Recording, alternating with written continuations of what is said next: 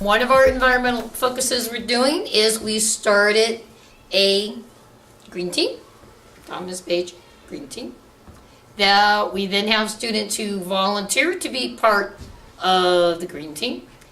And they come meet with me at lunch, and we help do the recycling from the classrooms. They empty out the classroom recycling containers into the big container.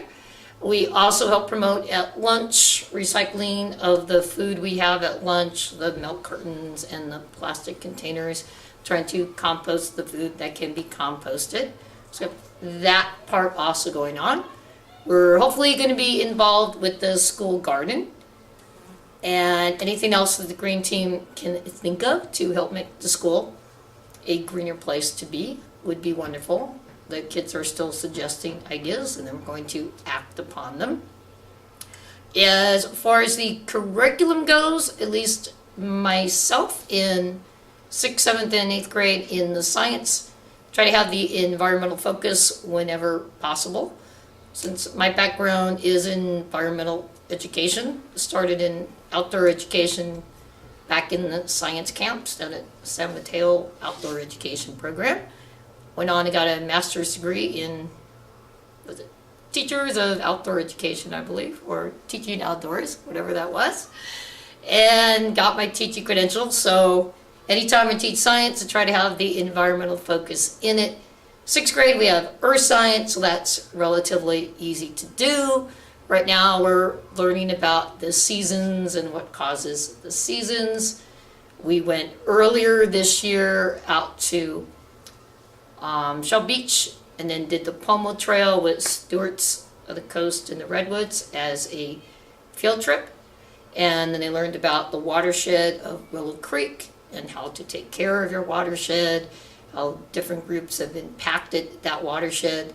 And then we tried to take those lesson homes and took care of the Thomas Creek watershed, or the Thomas Page watershed, and cleaning up litter around the campus and making sure everything was okay for the water that was entering our watershed. Most kids want to learn about the environment, want to help make a better environment, and it's great taking them on the field trips, like the 6th grade going out to Willow Creek. 7th grade we went to Marin Headlands, and that's what did an overnight.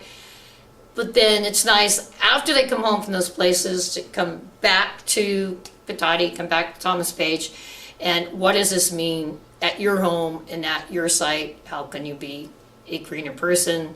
Okay, we talked about not littering. Okay, there's the plastic wrap from your milk carton on the ground. Let's pick it up before it goes into the storm drain. And then we did look at the storm drains and went, okay, there's plastic down there that can't be in there. So that helped them do campus cleanup. So try to relate it back to their home and back to the school. And the school is a lovely place to do it. We're kind of out in the country, got this beautiful green field. We still have some of the native trees around. If you look around, we have some native oaks and buckeyes we can look at right on campus. The technology is always great, in my opinion, as far as just getting the information. We've had 1 or 2 kids at this point who happen to have laptops with access to the internet, that when a question comes up in class, it's like fantastic. They just looked it up. Oh, I've looked it up, Ms. Kagan. The answer is this. And we're hoping to get that. Supposedly we're going to get laptops, and then they're all, at least in 7th grade, going to have access to the internet. So when discussions come up in science, we've got the information right away. So basically a computer and an internet connection is something you find needed. Yeah, that just comes in fantastic. And people like me who are older, finding out some of the information that, I had to find the right book, and the search engines are getting so fantastic. You just type the question in the search engine and boom, 10 websites come up. We did a unit on bridges, and then I just found out, looking at the Weather Channel, they had pictures of the 100 of the world's most famous bridges. And so then they bookmarked that, so I'm gonna have the kids look at that. Promoting our K8 campus as opposed to the K6 campus. And I was in total agreement with the 6th grades coming back to the primary. I thought that was a really good move for them. And the middle school, I think, is great, 7th and 8th grade middle school for some kids. For some kids, we're offering the smaller setting in the 7th and 8th grade. And one thing that can happen, in addition to just the social atmosphere of a smaller school, is I could spend more time on the math and the science than I could in a typical middle school setting. So they're getting more like an hour to an hour 15 minutes of math every day as opposed to 50 minutes. So I got the flexibility to do that and to do longer science units.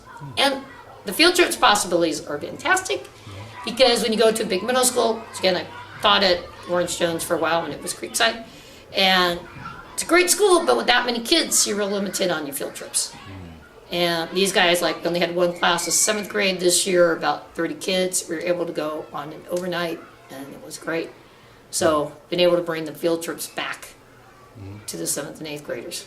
So it's safe to say we can go Thomas Page, right? Go Thomas Page! It's a good place to be. Perfect.